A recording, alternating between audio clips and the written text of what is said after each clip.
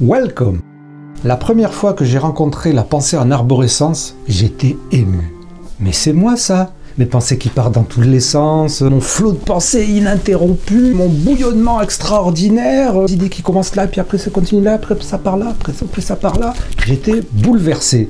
C'était dans mes recherches internet, juste après avoir été identifié HPI. Mais bien sûr que ça s'appliquait à moi, j'étais l'archétype du penseur en arborescence. Eh ben oui, et tout ça grâce au haut potentiel intellectuel. La ferveur et les montagnes russes émotionnelles retombées, mes recherches critiques et avancées m'ont fait comprendre qu'en fait il n'en était rien. C'était dommage, mais pas de spécificité HPI pour un type de pensée, aucune mention de pensée en arborescence ailleurs qu'en France. Bon, entre vous et moi, vous avouerez qu'il n'y aurait pas vraiment de raisons pour lesquelles les Américains, les Indiens ou les Australiens n'auraient pas de pensée en arborescence. What? You don't have the pensée en arborescence, you in Australia? But you are little player, because us French, we've got a big pensée.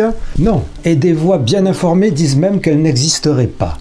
Sur Wikipédia, il est fait mention d'un article de Franck Ramu et Nicolas Gauvry qui fait le parallèle avec le concept moins connu et un peu plus terre-à-terre de pensée divergente pour laquelle les HPI auraient des scores un peu plus hauts en moyenne. Le fameux en moyenne, et c'est tout. Et la pensée divergente ne serait pas en opposition avec la pensée convergente, pas plus que la pensée ou la pseudo-pensée en arborescence serait en opposition avec la pensée linéaire. Tout le monde a ce genre de pensée, sauf que la pensée en arborescence n'existerait pas, c'est ça. Alors d'où vient que pour le public français, elle est la caractéristique dominante des hauts potentiels intellectuels, et à quoi correspondrait-elle en vérité?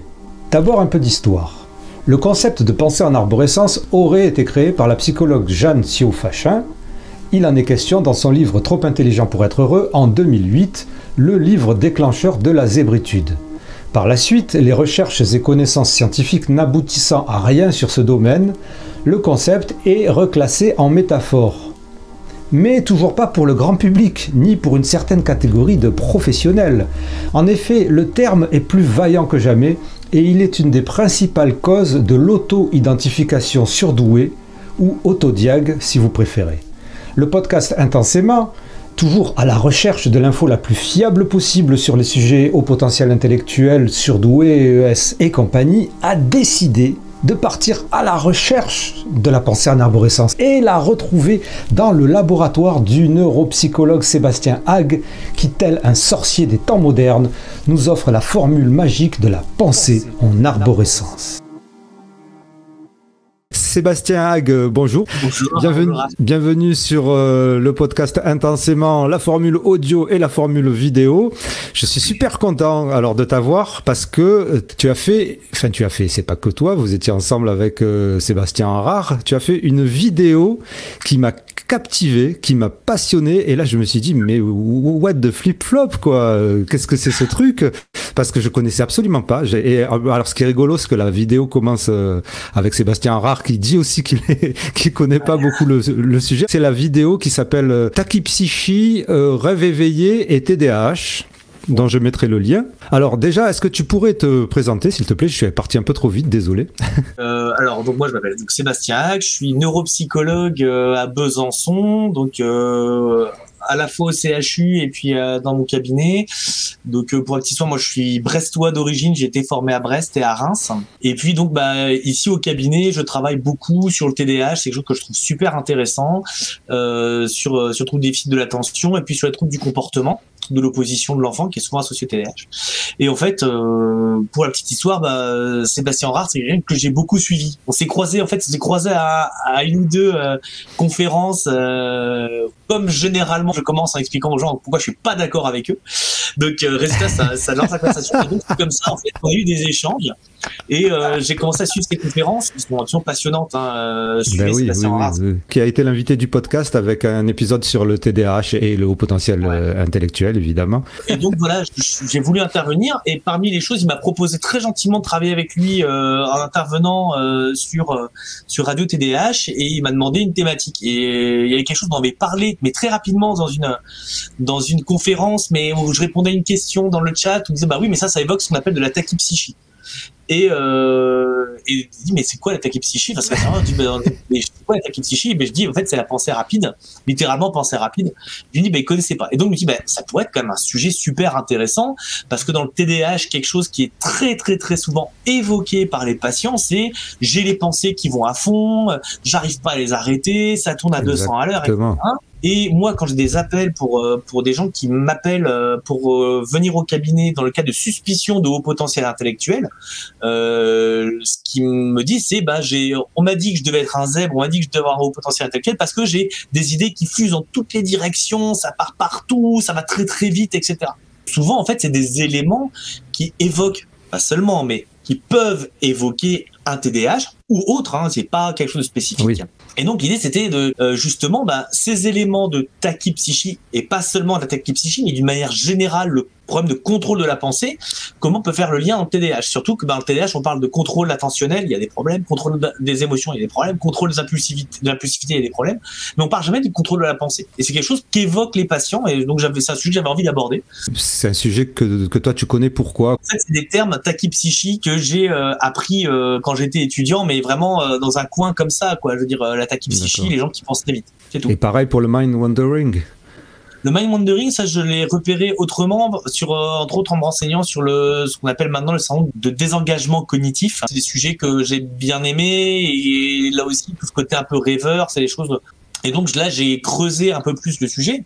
La littérature, elle est assez, suivant comment on cherche, en fait, on a de tout. Enfin, on a vraiment beaucoup de choses ou pas beaucoup. Donc le mind wandering, c'est ce que Stéphanie Aubertin appelle ou d'autres textes appellent le vagabondage de la pensée, que toi tu appelles la pensée, l'errance de la pensée. C'est la même chose. Ça veut dire pareil, la même chose. Voilà. C'est vraiment en fait, c'est mind wandering, c'est-à-dire c'est vraiment littéralement l'errance de la pensée, mais effectivement, c'est un vagabondage de la pensée. C'est la même traduction, c'est vraiment des pensées qui vont comme ça évoluer un peu comme quand on laisse errer notre imagination et qu'on va enchaîner comme ça des pensées qui peuvent nous emmener très très loin d'ailleurs. Et ça, c'est le mind wandering. J'interromps 15 secondes ce podcast arborescent pour vous dire que vous aussi, vous pouvez contribuer à l'info fiable de ce podcast, comme beaucoup d'autres le font en faisant une donation sur le lien unique dans la description. Ce média et l'info fiable sur les hauts potentiels intellectuels, HPI, surdoués et compagnie ont véritablement besoin de vos dons pour perdurer. Merci intensément à celles et ceux qui l'ont déjà fait et aux futurs contributrices, welcome aboard! Dans la conférence que tu donnes avec Radio TDAH, tu parles des deux plus ou moins en parallèle. Tu viens de donner deux définitions qui sont, enfin les définitions les plus simples, c'est la tachypsychie, donc c'est la pensée rapide. Ouais, alors la tachypsychie, en fait, elle va être caractérisée par une accélération des pensées qui va se traduire par un sentiment de ralentissement du temps. C'est-à-dire que les gens disent je vais tellement vite que en fait j'ai l'impression que tout se passe au ralenti autour de moi. Alors ça, c'est dans les cas vraiment extrêmes. Mais en fait, les pensées s'enchaînent. Mais en fait, dans les questionnaires d'évaluation de la tachypsychie, c'est vraiment mes pensées vont à 200 à l'heure, j'arrive pas à les arrêter, elles s'enchaînent sans que je puisse les contrôler. Il y a ce côté vraiment de rapidité de la pensée. Alors, et de non-contrôle, donc. Problématique chez certains patients et chez d'autres patients, c'est pas du tout comme dans l'hypomanie, c'est pas du tout vécu comme quelque chose de problématique. C'est je vais hyper vite et c'est trop bien. L'hypomanie, c'est quoi? Alors, c'est un trouble psychiatrique qu'on va avoir qu'on a beaucoup dans la bipolarité, où tu vas avoir les phases dépressives et les phases maniaques. L'hypomanie est un peu moins intense. En fait, ce qui va caractériser l'hypomanie, c'est que les gens vont avoir comme ça une accélération de la pensée. Caractérisée. Je synthétise énormément, mais leur pensée va s'accélérer. Ils ont 50 millions de projets, 50 millions de trucs qui partent dans toutes les directions, mais eux, ils le vivent comme étant quelque chose de très positif. Ils sont hyper exaltés. Waouh, allez, je vais faire ça, tel projet, allez, tel truc, tel machin, tel truc. Et en fait, on n'arrive pas à les suivre, mais eux, à aucun moment, ils envisagent ça comme étant un problème. Non, mais c'est parce que je vais trop vite, trop bien là, je suis à fond. C'est comme si j'étais sous coque tout le temps, en gros, quoi. Ouais, ça pourrait être un peu ça. D'accord, donc si je comprends bien, du côté de l'hypomanie, donc c'est pas un problème, alors que du côté des autres pathologies dans lesquelles il y a la tachypsychie, les gens le conçoivent comme un souci. Ils disent bien que ça impacte leur fonctionnement en fait. C'est-à-dire qu'il y a cette conscience, par exemple, la différence de la tachypsychie dans l'hypomanie et dans le TDAH. Dans le TDAH, les gens ils se plaignent, ils disent ouais, mais le problème c'est que mes pensées elles vont tellement vite, elles partent tellement toute direction que résultat j'arrive à rien. Je vais pas au bout de ce que je dois faire parce que je pars sur autre chose, soit parce que j'ai du mind wandering, donc je laisse errer mes pensées et puis wow, on se remet dedans, soit parce que en fait ça donne tellement d'idées que ça part en toutes les directions que je vais à fond et donc j'arrive pas à rester sur ce que je dois faire. je suis hors sujet tout le temps parce que je vais trop loin. D'accord. Et ça, c'est quelque chose qui est un élément de souffrance. Alors que fondamentalement, le mind-wandering n'est pas un trouble. On fait tous du mind-wandering. On fait tous des moments où on laisse un peu errer nos pensées et puis on regarde les nuages et puis comme ça, on refait un peu le monde de notre tête. Et voilà, c'est pas problématique tant qu'on arrive à le contrôler et que ce mind-wandering, il est pas problématique au quotidien. La tachypsychie, en tant que telle, c'est pas un trouble non plus. C'est un symptôme. Oui. Mais est-ce que tout le monde peut faire de la tachypsychie comme ça Non, pas de manière volontaire. C'est-à-dire qu'on ne peut pas accélérer nos pensées de manière volontaire. D'accord. Mais il y a des gens qui vont penser de manière extrêmement rapide, soit parce que ils ont un symptôme éventuellement d'hypomanie, de TDAH ou autre. On a ça dans la dépression, c'est une forme de dépression aussi. Soit, en fait, c'est des gens, et c'est le cas dans le haut potentiel intellectuel, c'est des gens qui sont très efficaces en termes de pensée, donc ils vont pouvoir zapper des étapes. C'est-à-dire qu'ils vont pouvoir, au lieu de faire A, B, C, D, ils vont faire exactement A, D, parce que le raisonnement va être très efficace. Ils zappent et en fait ils vont très vite, mais eux ils ont pas forcément ce sentiment que c'est problématique parce qu'en fait le haut potentiel n'est pas un trouble. Effectivement, le haut potentiel n'est pas un trouble, ça c'est ce qu'on essaie de dire à longueur de à longueur de pages d'émissions mais alors attends, je vais essayer juste de synthétiser ce que tu dis, focuser effectivement comme tu le fais sur le haut potentiel intellectuel et sur cette fameuse pensée en arborescence, ce concept de pensée en arborescence, puisque c'est vraiment quand on lit les publications grand public, voire la littérature grand public, et quand on lit la définition de Jeanne Siofachin sur la pensée en arborescence, et c'est ce qui revient le plus souvent dans les témoignages, elle parle donc de bouillonnement cérébral qui tient en premier lieu à la vitesse des connexions établies dans le cerveau des surdoués, dans un laps de temps défini, blablabla, et au bout d'un moment, elle dit seconde caractéristique du cerveau des surdoués, une pensée en arborescence, ça c'est dans ce paragraphe-là, une idée est le point de départ de nombreuses autres idées qui elles-mêmes donnent lieu à d'autres pensées. Le processus se décline à l'infini si le surdoué n'y met pas un terme. La pensée du surdoué évolue tel un arbre multiple ramifications. Cette caractéristique est liée à une activation du cerveau droit privilégié chez le surdoué. Donc on mélange ça avec le coup du bouillonnement cérébral du dessus et on imagine que ça ressemble un peu à ce dont tu parlais lorsque tu parlais de tachypsychie ou pas? Oui, ça peut y ressembler. Alors, ça peut ressembler à plein de choses. C'est-à-dire que moi, le problème que j'ai avec le concept tel qu'il est expliqué ici de pensée en arborescence, c'est que je ne comprends pas ce que c'est. C'est-à-dire que quand on veut faire une définition de quelque chose, il faut dire en quoi c'est, enfin ce que c'est, mais aussi ce que c'est pas, quoi. Dans le premier chapitre que je montre là avec la souris, effectivement, il y a aussi ce côté traitement simultané des informations. C'est-à-dire, ça serait un arbre en traitement simultané. Mais ça, oui, mais le problème, c'est que ça s'appelle la pensée.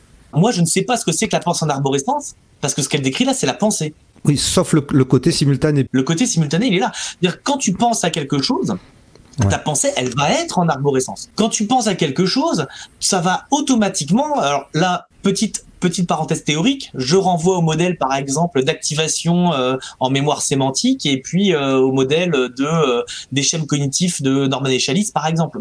En fait, l'idée, c'est que chaque idée, chaque concept, chaque nœud dans le réseau des connaissances personnelles, va être connecté à d'autres pensées. Si je te dis chat, il y a des chances que chien soit pas loin. Chien, il va en même temps peut-être penser à, en même temps que tu as pensé chien, peut-être que tu as pensé aussi souris.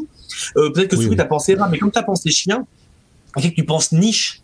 Et puis peut-être que tu penses tiens berger allemand, tiens, et puis berger allemand tu penses à je sais pas, je pars sur tiens concours canin, et en fait mais en même temps tu as tous ces éléments là et ton cerveau va après filtrer en fonction de qu'est-ce qui est pertinent dans la situation que tu es en train de vivre. D'accord. Est-ce qu'il vaut mieux oublier chien, concours canin et partir sur non chat, souris, rat, etc. Cette activation en arborescence, elle se fait dans la pensée en fait. D'accord. La pensée c'est ça. Et après, le cerveau va filtrer en désactivant certaines activations, certains concepts. Ça s'appelle l'effet de diffusion sémantique.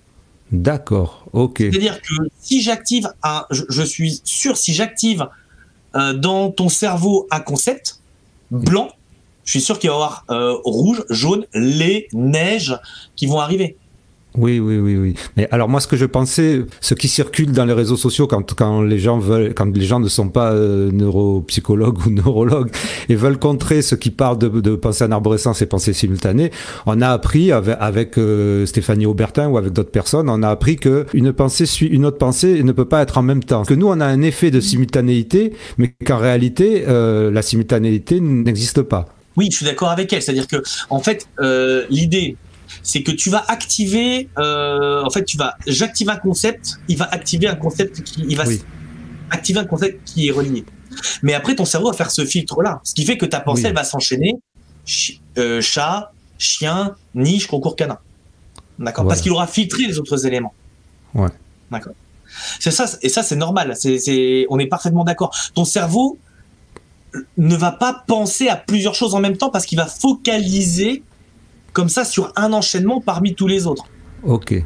Mais quand tu actives un concept, tu vas préactiver des concepts qui y sont liés, même si tu vas pas y porter ton attention. C'est typiquement un principe, parce que c'est pas le seul, mais un principe qu'on peut avoir derrière certaines formes de lapsus.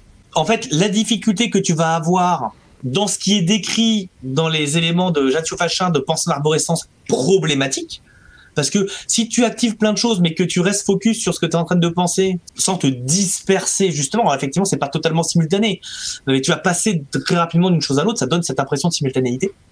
Mais si tu arrives à rester focus, c'est pas problématique. Mais si tu es, pour des raisons X ou Y, moins attentif, moins focalisé, bah, tu es plus à risque de générer une réponse qui va être erronée, qui va être à côté, en fait. Typiquement, le côté lapsus. Quand on est fatigué, quand on n'est pas attentif, on est préoccupé par autre chose, notre attention va être moins efficiente et c'est là qu'on va faire des erreurs. Ah bah oui, mais ça, parce que ça m'a fait penser... Alors déjà, pourquoi est-ce qu'on parle de Jeanne Fachin? C'est parce que c'est elle qui apparemment a inventé le concept de pensée en arborescence. J'ai pas trouvé si d'autres personnes en avaient parlé avant. En tout cas, elle en a parlé donc dans son livre Trop intelligent pour être heureux, et donc c'était en 2008. Est-ce qu'en 2008, on savait déjà tout ce qu'on sait maintenant au niveau neuropsychologie sur le fonctionnement du cerveau et sur le fait que ce qu'elle décrit dans ce livre-là, toi tu dis que ce qu'elle décrit en fait, c'est tout simplement la pensée. Ouais. La pensée avec une difficulté à contrôler sa pensée. Et avec difficulté à contrôler sa pensée. Le bouillonnement cérébral permanent, envahissant et difficile à canaliser. Donc elle décrit bien un problème de contrôle de la pensée.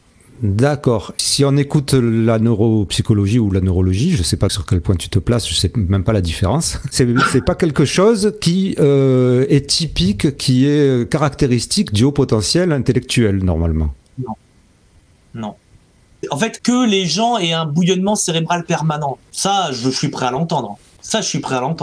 Que tous les hauts potentiels intellectuels aient un bouillonnement cérébral permanent? Non. Plus présent dans le haut potentiel intellectuel, ça, je suis prêt à l'entendre.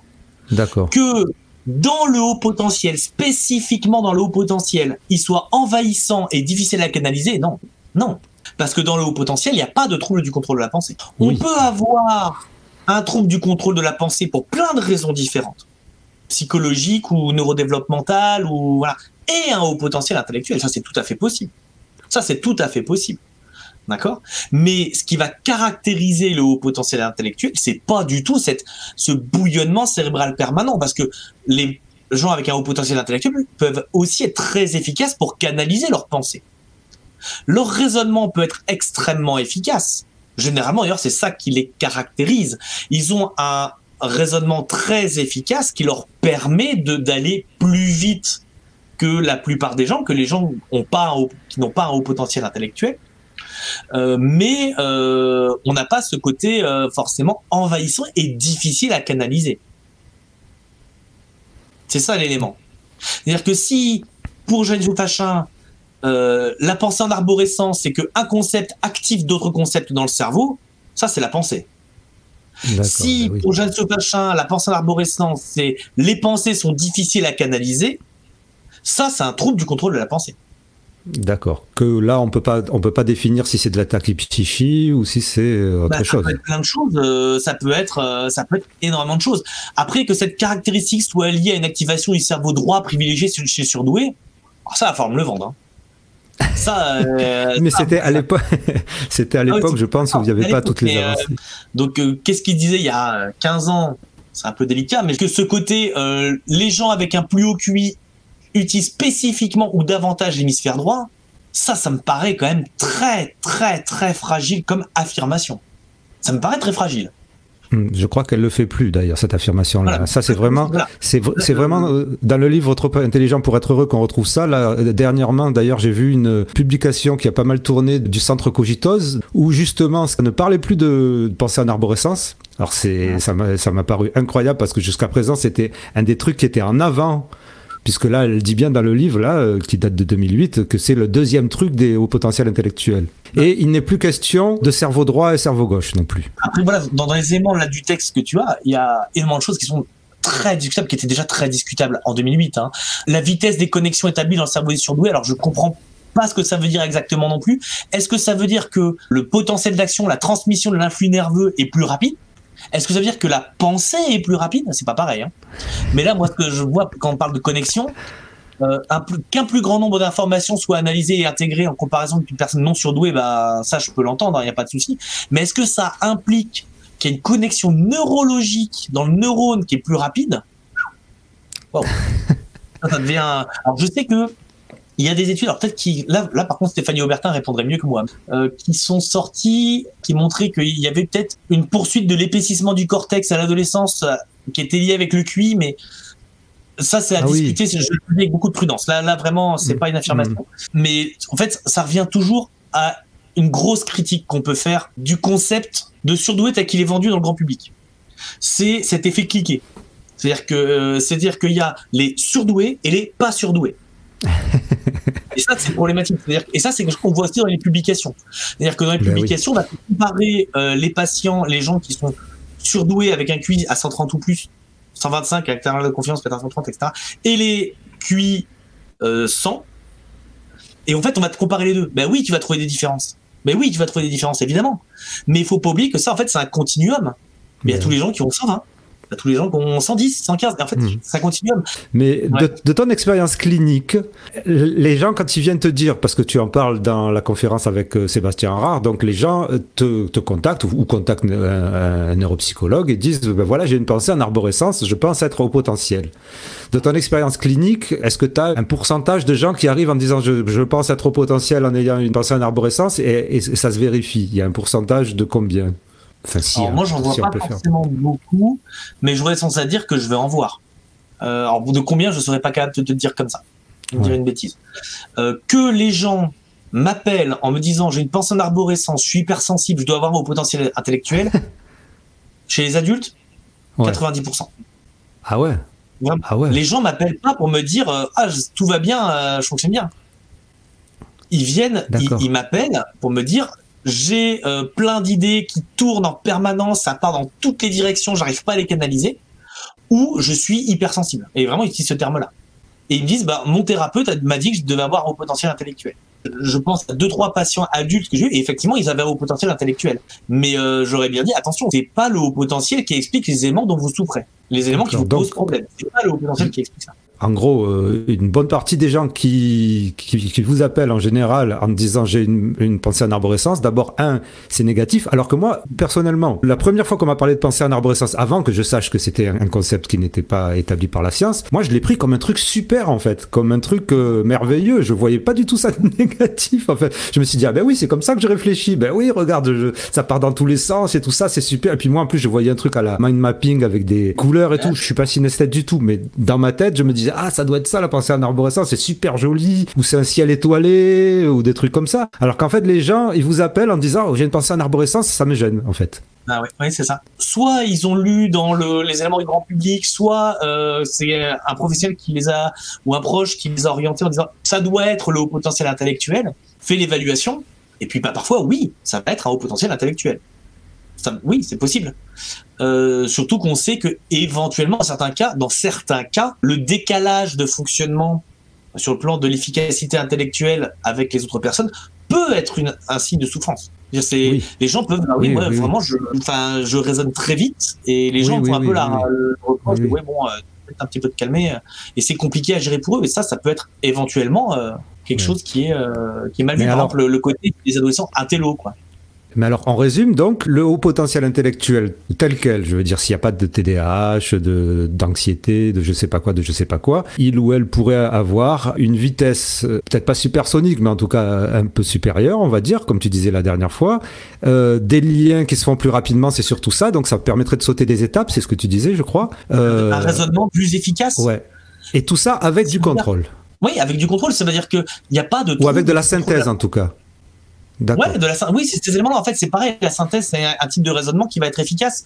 Là aussi, enfin, je caricature beaucoup, mais si on regarde, par exemple, allez, on va rester sur les éléments de QI puisqu'on parle de haut potentiel, mais sur les différents domaines évalués par le test de QI, il y a des domaines de rapidité, la vitesse de traitement, où on sait que effectivement, les gens qui ont un haut potentiel intellectuel vont être un peu meilleurs que la moyenne, mais c'est pas là qu'ils atteignent leur sommet. Leur sommet, ils les atteignent vraiment sur les tests de raisonnement, d'abstraction, sur etc. l'ICV et l'IRP.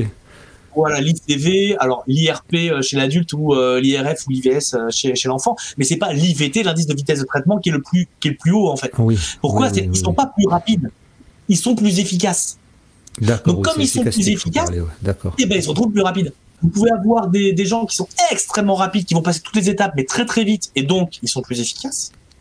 Mais vous pouvez avoir des gens qui sont très efficaces, ils sautent des étapes sans se tromper, ce qui fait qu'ils arrivent au plus vite. D'accord, oui, c'est deux raisonnements différents, c'est super intéressant. Et donc, si quelqu'un a la même chose, mais où il ne peut pas contrôler cette vitesse, et où, entre guillemets, ça part dans tous les sens, non, quand ça part dans tous les sens, ça serait le mind wandering. Ouais, alors quand ça part dans tous les sens, sur l'accélération, c'est mind wandering. D'accord. L'errance. C'est l'errance.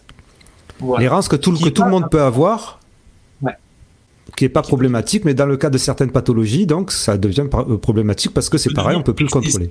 Involontaire, difficile à contrôler. C'est ce qu'on a dans le rythme tiflant, c'est ce qu'on a dans le TDAH par exemple. Ou dans l'anxiété, on peut avoir ça aussi. Enfin voilà, c'est pas spécifique. Tu disais l'anxiété et la dépression aussi, il y avait ça. Ouais, qui va être très très focalisé et ils vont vraiment tourner sur les idées négatives, c'est-à-dire qu'il y a se passer ça, puis ça, puis ça, puis ça, et ils enchaînent les idées noires en fait, qui vont. C'est la rumination. On est plus proche de cette type psychique. Et dans l'anxiété, on va plutôt avoir, surtout l'anxiété généralisée, on va avoir en fait tout est inquiétant. D'accord, ok. Donc tout est potentiellement problématique. Donc tout va être surveillé. Donc à ce côté un peu errance, sans forcément une thématique unique comme on va voir dans la dépression. Lorsque les gens arrivent et donc te décrivent leurs pensées et donc que tu constates que quand ils te parlent de pensée en arborescence, ça correspond soit à ça, soit à l'anxiété, soit ça. Excuse-moi de poser la question, mais c'est quoi leur réaction? Alors en général, elles sont plutôt positives. D'accord. C'est-à-dire qu'en fait, avant de faire une évaluation, alors l'évaluation du QI, je commence pas, salut, vous arrivez, bon, bah posez-vous, je sors mon matériel, quoi. Non, c'est pas ça. Je réexplique bien. Généralement, je prends toute l'après-midi pour faire un test qui va prendre dans les faits 1 heure, 1 heure et demie, quoi. Donc, mais je bloque toute une après-midi. Parce que je vais d'abord discuter avec eux. Pourquoi ils viennent? C'est quoi leur problème? Et il y a des gens, au bout d'1 heure, on dit, en fait, on fait pas le test. D'accord. Pas. Je vais leur demander aussi, alors imaginons, je vous dis que vous avez un haut potentiel intellectuel, comment vous réagissez? Imaginons, je vous dis que vous n'avez pas de haut potentiel intellectuel, comment vous réagissez? C'est-à-dire qu'il y a des gens qui vont dire, moi, vous me dites que j'ai pas de haut potentiel, mais je m'effondre. C'est-à-dire que je suis nul. Ok, je dis, vous avez un haut potentiel, rentrez chez vous.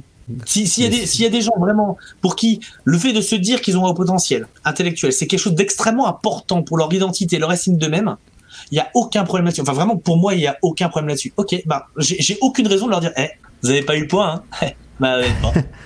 D'accord, mais alors après, eux, ils vont se balader sur les réseaux en disant qu'ils ont un haut potentiel intellectuel et que leur psychologue... Je leur donne des ressources. C'est-à-dire qu'un point qui est important, moi, j'ai aucun problème, mais vraiment aucun problème avec les patients qui pensent avoir un haut potentiel intellectuel ou autre, hein, sur des choses qui ne sont pas validées par la science. J'ai pas de problème avec ça chez les patients. C'est-à-dire que quelqu'un qui vient me voir en me disant, moi, vous savez, je suis Asperger, j'ai ça, et qui font de l'autodiagnostic, je n'approuve pas du tout l'autodiagnostic. Je dis pas qu'il faut en faire. Mais si pour eux c'est important, c'est quelque chose qui les tient et qui sont heureux comme ça, je les laisse tranquilles. Il n'y a pas de raison d'aller les embêter. J'ai un problème très important avec les professionnels de santé qui vendent cette soupe-là. D'accord. J'ai un problème avec les professionnels qui vendent ces livres-là. D'accord, oui. Moi, ce que je fais dans ces cas-là, c'est qu'effectivement, par exemple, quand les gens viennent et que on parle du haut potentiel intellectuel, je leur dis voilà, vous écoutez, si pour vous c'est important d'avoir ça et que ça vous stresse d'être passé, parce que si jamais vous vous dites que vous l'êtes pas, en fait, c'est trop violent pour vous.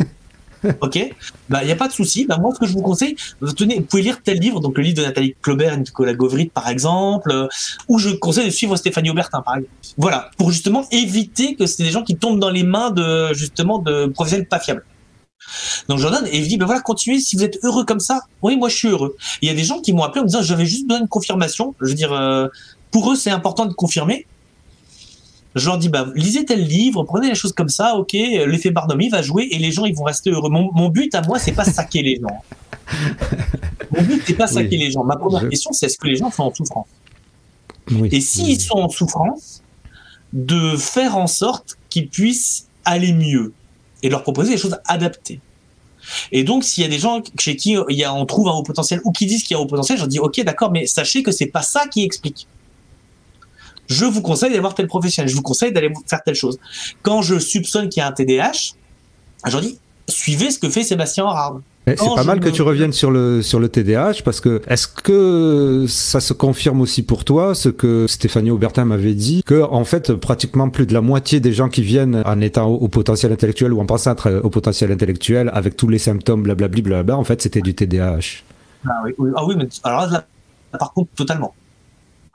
Totalement. C'est-à-dire que moi, les gens m'appellent, enfin, moi je reçois les gamins, là j'ai une pile ici de dossiers, dedans, quand je fais mon compte rendu, je commence par pourquoi ils sont adressés. Ils sont adressés pour une suspicion de haut potentiel chez un enfant qui a des difficultés pour la concentration, qui est agité, qui présente des difficultés contre les émotions. Alors ça, et en fait, très souvent, il y a un TDAH. Alors là, je suis d'accord.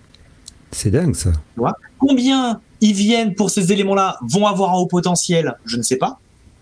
Mais combien viennent, je dois avoir un haut potentiel, et en fait, c'est ça. Alors là, mais beaucoup. C'est dingue. Beaucoup.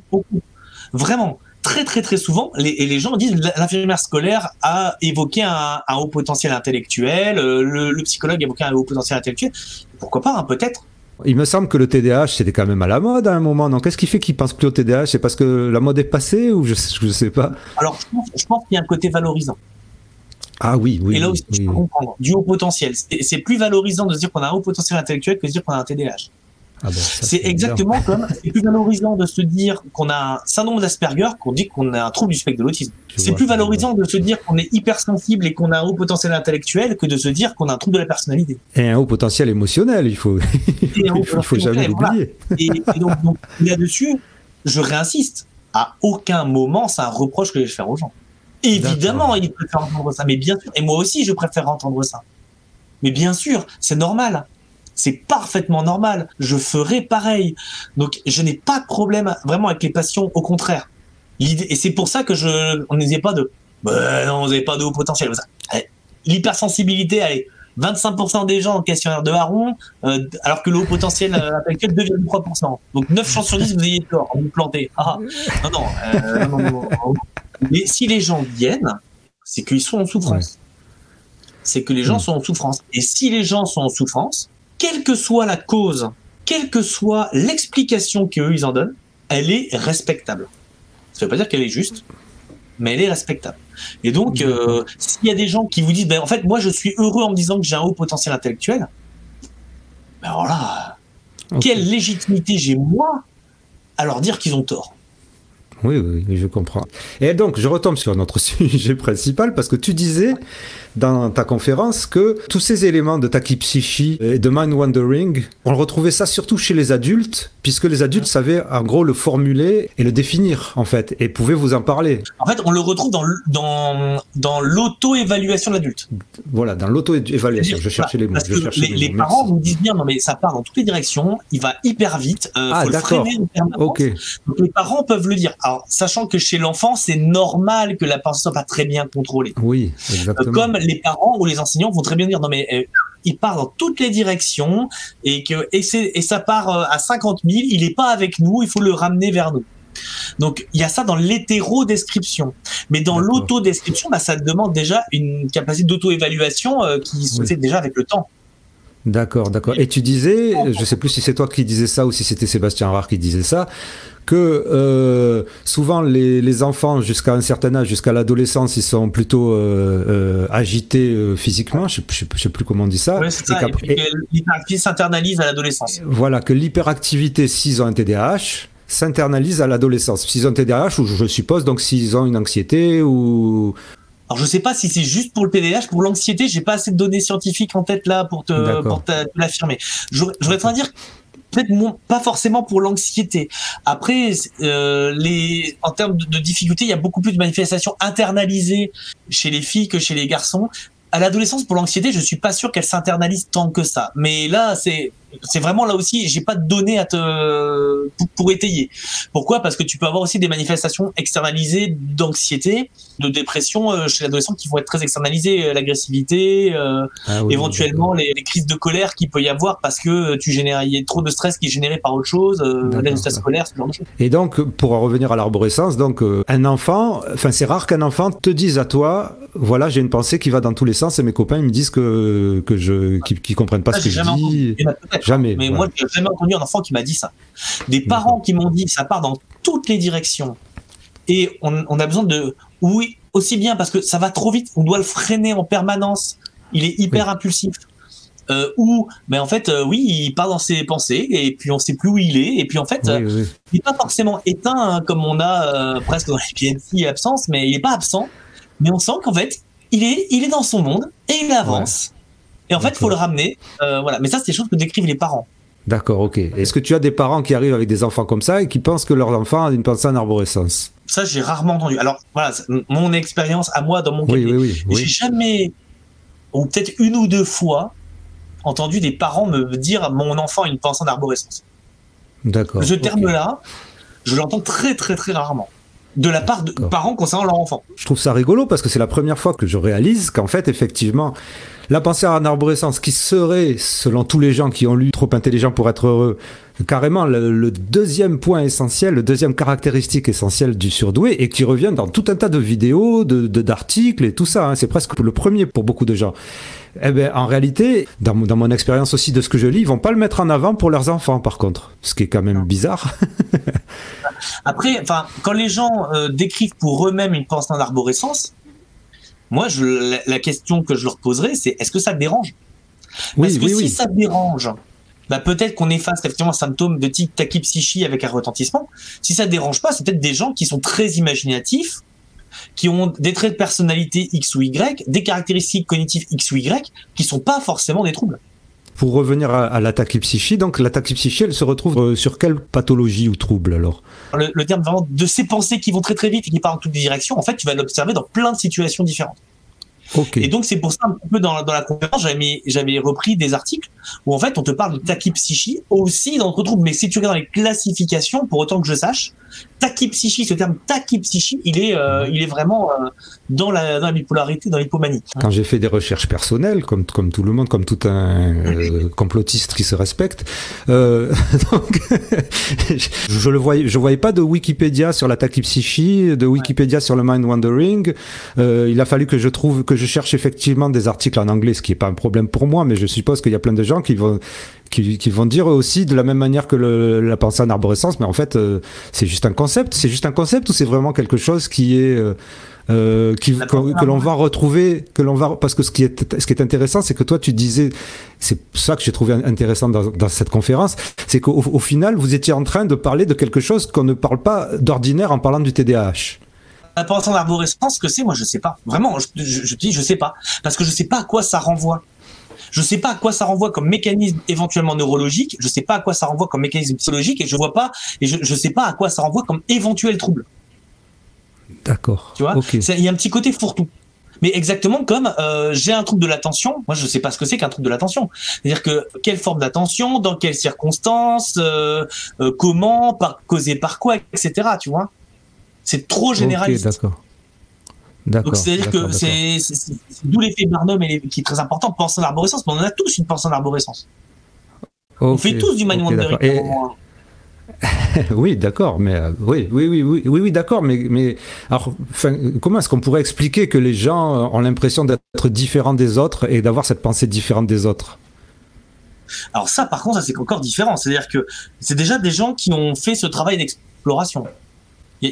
Ça implique aussi un travail d'auto-évaluation en disant, voilà, mon fonctionnement est différent du fonctionnement des autres.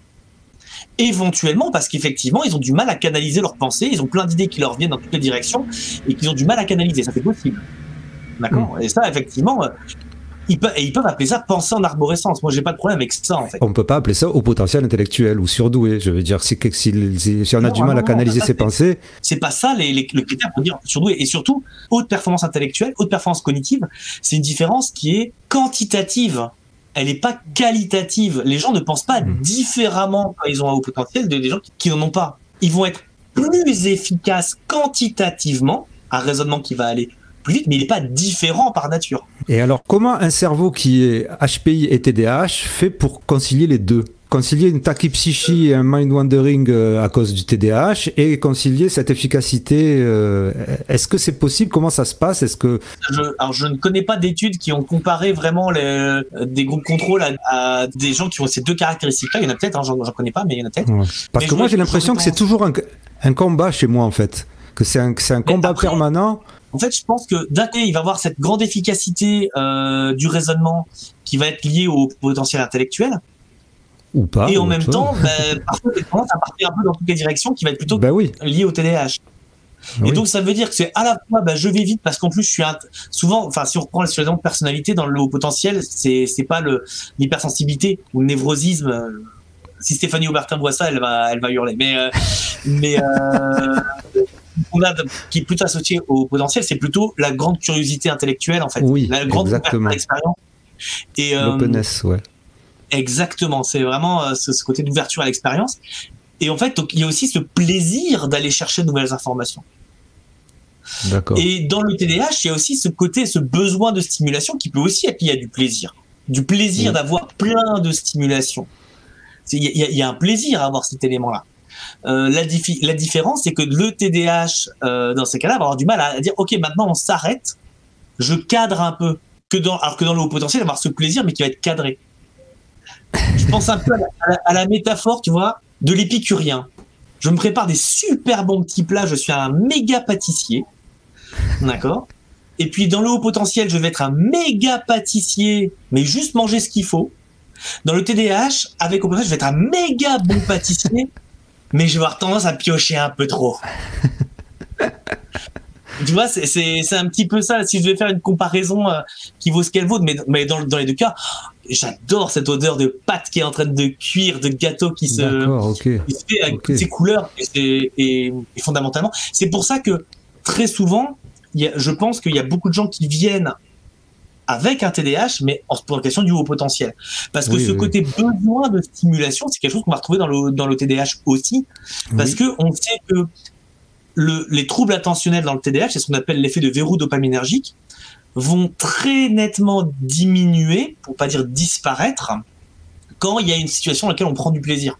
Ah ben oui. Dans le TDAH, c'est pas un trouble de l'attention, comme tu disais, le terme il est pas bon. C'est pas un problème d'attention dans le TDAH. C'est un problème de régulation de l'attention dans les situations où il n'y a pas de plaisir. Et on va revenir sur l'élément de continuum dont on parlait. On a tous cet effet-là. C'est-à-dire TDAH, pas TDAH, quand on fait quelque chose qui ne nous plaît pas, qui nous saoule, nous aussi on est agité, on bouge, et puis en fait on est en train de faire du mind wandering, et puis on pense à autre chose, et on se dit je me reconcentre. Si cet effet de je me disperse quand je fais quelque chose qui me plaît pas n'est pas problématique, il peut être très intense, hein, mais n'est pas problématique, parce que je suis dans des circonstances où on s'en fout que je sois concentré, j'ai pas de TDAH. Ben oui. Si ces caractéristiques-là soit sont suffisamment intenses, soit dans des circonstances qui nécessitent d'être hyper focus, font que je suis pas, je vais avoir un retentissement. Dans ce cas-là, j'ai un TDAH. D'accord. Mais limite, on pourrait prendre aussi ce côté continuum en fait. Oui. Effectivement. De toute façon, c'est tout. C'est tout des continuums. Il n'y a pas tout d'un coup. Dans certains cas, c'est vrai. De certaines pathologies très particulières. Dans certains cas, c'est vrai. Mais c'est vraiment, je reviens, le côté neurotypique, c'est quelqu'un dont les particularités dérangent personne. Sébastien Horard a une autre formulation que j'aime bien aussi. Un neurotypique, c'est quelqu'un qu'on n'a pas assez évalué. Si on l'évaluait plus, on finirait par trouver. Oui. C'est quelque chose auquel il faut faire attention. Moi, c'est quelque chose dont je discute beaucoup avec mes étudiants, c'est quoi faire comme évaluation et où tu t'arrêtes. À quel moment tu t'arrêtes en disant Je suis sûr que si je creuse encore, je peux trouver. Ouais, si tu creuses, tu trouves. Il y a une étude qui est sortie, je crois que c'était en 2005 ou 2007, qui montrait que chez un sujet qui a pas de trouble, qui va bien sur le cognitif, tu lui fais un bilan psychométrique de 2 heures, tu as 47% de chance de trouver un test pathologique. Une chance sur 2. Oui. Ben ouais. Je crois que le Gréco qui avait sorti que tu peux trouver, t'as 12% de chance d'en trouver 2. 12% de chance. C'est pas rien, hein. Chez quelqu'un qui va bien. C'est pas rien du tout. Donc la question, c'est toujours ça, c'est qu'est-ce que tu regardes? Pourquoi? Ouais. Comment? Jusqu'où? Et après, qu'est-ce que tu en fais? Ouais. Très bien. Et donc, c'est pour ça que penser en arborescence, moi, fondamentalement, j'ai pas de problème avec le terme penser en arborescence. Pourquoi pas même avec le concept? Le concept décrit par fondamentalement, j'ai pas de problème avec ça. La question, c'est, oui, mais on en fait quoi après? Est-ce que c'est... D'accord, c'est...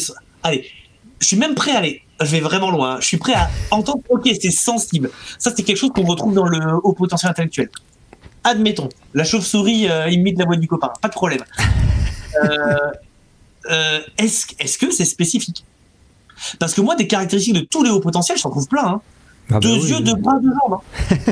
Hein. 2 yeux, 2 bras, 2 jambes. Je suis désolé. Mais est-ce que tous les gens qui ont 2 yeux, 2 bras, 2 jambes sont au potentiel intellectuel? Oui. C'est ça le problème que j'ai avec ce concept-là. Il est hyper fourre-tout. À combien de gens il correspond? Est-ce qu'on peut pas l'observer dans d'autres situations? Ah oui, mais les gens ne le savent pas. Hein. Oui, mais justement, je pense que les gens s'autocensurent et l'observent pas dans d'autres situations. La pensée en arborescence. Ça, c'est l'effet Barnum et l'effet Forer, qui sont les deux ont été découverts par Forer. Hein. J'ai vu dans tes podcasts, tu parlais de l'effet Barnum. Hein, donc, le fait d'avoir tendance à se reconnaître dans une description généraliste. Donc, effectivement, la description est très sensible, elle me correspond bien. Et l'effet Forer, c'est l'effet complémentaire qui va être cette description, elle ne peut s'appliquer qu'à moi. Elle est spécifique à moi. Donc, c'est ces deux-là ensemble qui font. Et c'est ce que tu dis d'ailleurs dans un de tes podcasts, parce que je ne les ai pas tous vus, mais j'en ai vu certains. Merci. Qui disait, si cette description, elle correspond aussi bien à vous. Ah oui, c'est vrai. Comment ça se fait qu'on vend des dizaines, voire des centaines de milliers de cet ouvrage et que tout le monde dit « Oh, je me suis tellement bien reconnu ». Ben oui. Voilà. Si ça correspond à tout le monde, c'est que ça correspond à personne. Comme dans Les Indestructibles, le dessin animé. Tu vois, au bout d'un moment, tout le monde sera super, donc plus personne ne le sera. Ouais. Mais c'est pareil en fait. Fichtre, on n'est pas sorti de l'auberge si on doit tous accepter la pensée en arborescence, parce que là... C'est pour ça, ce concept il correspond à rien parce qu'il correspond à tout. Mais donc on peut pas dire la phrase la pensée en arborescence n'existe pas. Non, la pensée existe. Oui. D'accord. Donc, c'est rigolo. Oui. Le fait que quand tu penses à quelque chose, ça t'envoie à penser à d'autres choses et qu'après tu vas filtrer. Et effectivement, là-dessus, on revient sur ce que disait très justement Stéphanie Aubertin. Tu penses, une pensée en entraîne une autre. Oui, mais une pensée entraîne d'autres. Mais c'est tes capacités de focalisation attentionnelle ou d'inhibition ou de contrôle, etc. qui vont faire que tu vas rester sur une seule piste. Ouais, je vois. On n'a pas parlé du tout des mécanismes. Est-ce que tu te sens d'en parler des mécanismes biologiques de tout ça ou pas? Parce que c'est vrai que le mode réseau par défaut, là, c'est un truc dont tu parlais qui m'a super intéressé, super fasciné. Ouais, et quel serait le rapport avec tout ça, donc? En fait, alors le réseau mode par défaut est surtout associé au mind wandering, moins à la tachypsychie. D'accord. C'est que dans son article sur la pensée en arborescence, Stéphanie Aubertin parle du mind wandering. Elle parle pas de la tachypsychie. Alors que là, j'ai plutôt l'impression que ce serait plutôt de la tachypsychie, la pensée en arborescence, ou mélangée avec le mind wandering. Ouais, c'est mélangé. C'est-à-dire que le mind wandering, il n'y a pas ce côté d'accélération. Ça va trop vite. Le mind wandering, c'est ça part dans plein de directions, en arborescence. Ça part dans plein de directions. La tachypsychie, ça va super vite. Les pensées font la course et arrivent en masse. Mais le mind wandering, c'est vraiment ça part un peu dans toutes les directions, mais ça peut aller lentement dans toutes les directions. Le réseau mode par défaut, c'est un réseau qui va être suractivé quand on ne fait rien. Alors, c'est toujours la question de qu'est-ce que ça veut dire rien faire, mais en fait, c'est un réseau... On parle de réseau, neuronal ou de réseau cérébral. Voilà, on parle de réseaux cérébraux. voilà, différentes structures qui sont fortement impliquées dans la motivation, dans les structures associatives, enfin voilà. Mais c'est un réseau dont l'activité va décroître quand on fait une tâche qui sollicite beaucoup la concentration et les fonctions cognitives. D'accord. Donc, et on sait que les gens... C'est ce qui se passe quand on fait rien, quoi, en gros. Ouais, en fait, quand tu fais rien, spontanément, tu vas laisser assez facilement tes pensées errer. Tu vas penser à des choses aussi du futur. Tu vas penser à des choses, ah bah tiens, en fait, il faut que je pense à acheter du lait. Puis en fait, ah oui, et puis à ça, il faut que je pense à faire ça. Et puis il faut que j'en parle à un tel. Et puis en fait, ah ben sans rapport, ah oui. Et puis ça me fait penser à la fois où on discutait de ça. Ah et puis ah oui, et puis d'ailleurs, quand on parlait de ça, il va falloir que j'appelle un tel aussi. Tu vois? Ben oui, ben ça c'est normal. Ah oui, mais le mind wandering, c'est parfaitement normal. D'accord. Et ça, c'est le mode réseau. Ouais, c'est quand tu actives ton réseau mode par défaut, c'est-à-dire que tu laisses errer tes pensées parce que tu n'as pas de tâche spécifique à faire. Voilà. Et en fait, dès lors que tu donnes, mais là, j'ai quelque chose d'important à faire, de spécifique à faire, ce réseau va se désactiver et d'autres réseaux vont s'activer, des réseaux qui s'activent quand on fait quelque chose. Donc le coup du cerveau qui s'arrête jamais, ça n'existe pas. Enfin, le coup du cerveau. Le cerveau, il s'arrête jamais. Oui, mais je veux dire, pardon, c'est l'inverse, je veux dire. Le coup du mon cerveau s'arrête jamais alors que le cerveau des autres, il s'arrête, ça n'existe pas, quoi. Ah non, ça n'existe pas. C'est éventuellement, ça peut être le fait que le cerveau ne s'arrête jamais, comme tout le monde, est problématique. Oui. Qui est différent. C'est-à-dire que quand mon mind wandering, il va s'activer de manière involontaire, comme on peut l'avoir en TDAH par exemple, ou dans le rythme cognitif lent. Et là, on a une différence avec les autres personnes et on a un problème. Où je devrais être focus, mes pensées continuent à partir dans toutes les directions. Parce que tu dis donc que le réseau, il continue à être activé au lieu d'être désactivé. Ouais. C'est ça, il est moins efficacement désactivé. Et chez les gens qui ont plus de tendance aux rêveries, eh ben on constate une plus haute activation du réseau mode par défaut. Alors que les gens qui ont un réseau de mode par défaut qui est moins activé, qui est moins intensément activé, qui est plus facilement désactivable, ils ont moins de tendance à rêvasser. D'accord. Mais alors, c'est là où d'un seul coup, je me suis dit, vu que moi, je comprends rien du tout là-dedans, ça veut dire qu'il y a deux réseaux activés en même temps? Ah ben, il y a toujours deux réseaux activés en même temps. Tu as toujours des réseaux qui s'activent dans le cerveau. L'idée de dire on n'utilise qu'une partie de notre cerveau, c'est pas vrai. Hein. D'accord. C'est juste que, en fait, je vais caricaturer énormément aussi. Ce système, il fonctionne comme un balancier. Dans le cerveau, il y a beaucoup de structures qui fonctionnent comme ça en balancier. C'est-à-dire que quand une structure s'active, elle va déactiver d'autres structures. Ça, ces éléments, on a des modèles qui sont assez solides là-dessus en IRM fonctionnel, par exemple, beaucoup dans les lésions cérébrales, ces choses, je pense aux équipes italiennes qui font beaucoup ça. Les équipes italiennes sont assez fortes là-dessus avec des systèmes de désactivation de certains circuits cérébraux. En fait, tu vas avoir des réseaux qui vont être mutuellement inhibiteurs. Quand on active un, il va essayer de désactiver l'autre, etc. Et c'est un équilibre. La balance, ouais. D'accord, ça fait l'équilibre. Si on a donc quand on va avoir une tâche qui va être fortement demandeuse en fonction cognitive, en fonction volontaire, en attention, et ben dans ce cas-là, on va activer ces circuits-là et le réseau mode par défaut va se désactiver. Et puis quand on n'est plus dans cette tâche-là, bah cette zone pour le réseau actif va se désactiver. Et c'est un équilibre qui va se faire. Si pour une raison X ou Y, tu as un réseau mode par défaut qui a du mal à désactiver, soit parce qu'il est trop intense, trop efficace, soit parce que le réseau qui devrait le désactiver ne fonctionne pas comme il devrait, et tu vas avoir une tendance excessive à la rêverie. Et avoir cette pensée qui part un peu dans toutes les directions. Oh, on vient parmi nous, s'il te plaît. Allô la Terre. Et là, c'est un petit peu ces éléments-là. Est-ce que tu connais, toi, des études ou des recherches qui ont établi qu'il y avait ça pour le haut potentiel intellectuel? Non, il n'y en a pas.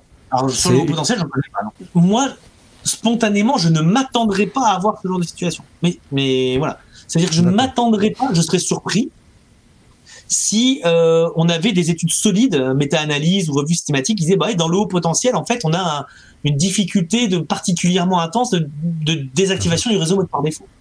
Oui, d'accord. Qu'il y ait une créativité plus élevée, il y a des études qui demandent à être répliquées. Hein. Pour celles que j'ai vues, j'aurais tendance à vouloir les répliquer. Mais il y a des études qui ont tendance à dire que oui, il y a une créativité plus élevée dans le haut potentiel intellectuel. Donc là, je suis prêt à l'entendre. Et que le réseau mode par défaut soit associé à la créativité, j'ai pas de données là-dessus, en tout cas moi j'en connais pas, mais ça ne me surprendrait pas. D'accord. Mais que ces caractéristiques-là soient impactantes sur le fonctionnement quotidien, ça, je serais beaucoup plus surpris. Moi, je parle beaucoup du TDAH, toi aussi, parce que je pense que c'est une de tes spécialités, peut-être. Ouais. Mais c'est vrai que sur les réseaux sociaux, beaucoup de gens qui sont sur les réseaux sociaux, alors, si on veut retourner du côté du haut potentiel intellectuel, c'est beaucoup de gens parlent aussi donc de tout ce qui est troubles autistiques, troubles du spectre autistique. Là, dans ces troubles du spectre autistique, est-ce qu'on retrouve ces principes de tachypsychie ou de mind-wandering? Alors, dans l'autisme, il y a le mind-wandering, c'est décrit, les problèmes de contrôle de la pensée, mind-wandering, c'est décrit dans l'autisme. Tachypsychie, comme ça, de tête, je saurais pas dire. Peut-être, hein, c'est possible. Là, je dois admettre que j'ai plus toutes les références. Peut-être que je passe à côté d'un truc. Donc, parce que quand on disait tout à l'heure une pensée en arborescence, ça peut très facilement être l'hypomanie, ouais. TDAH, anxiété, dépression. Non, peut-être pas dépression pour le mind wandering, mais est-ce que ça peut être aussi un TSA, par exemple? Comme ça, moi, je vois aucune impossibilité. D'accord, ok. Le mind wandering, il y en a. Il y a des études sur le TSA, sur la tachypsychie, sur les pensées rapides comme ça, de tête. C'est bien. Ça me surprendrait pas. Mais je n'ai pas d'études comme ça à pouvoir te sortir. Diable, c'est super intéressant. Je pourrais en parler pendant 20 ans, mais après, ça va me faire 300 heures de montage. Est-ce que tu penses qu'il y a des trucs qu'on n'a pas dit que tu aurais aimé dire? Dont on n'a pas parlé, qui te paraissent importants. Moi, j'ai besoin d'être canalisé aussi, parce que je pars quand je parle du boulot, les collègues me disent ça intéresse Sébastien, il part en toutes les directions. Ça amuse beaucoup les collègues neurologues et psychologues. Merci Sébastien Hague pour cet entretien dense et ramifié, en espérant qu'il vous aura plu et pas trop déçu d'apprendre que vous avez peut-être un TDAH ou de l'anxiété. Nous retrouverons Sébastien Hague dans d'autres épisodes. Portez-vous bien, voici une vidéo qui devrait vous plaire si vous avez apprécié celle-ci. Intensément, c'est le podcast Divergent, Intensément, c'est le show potentiel.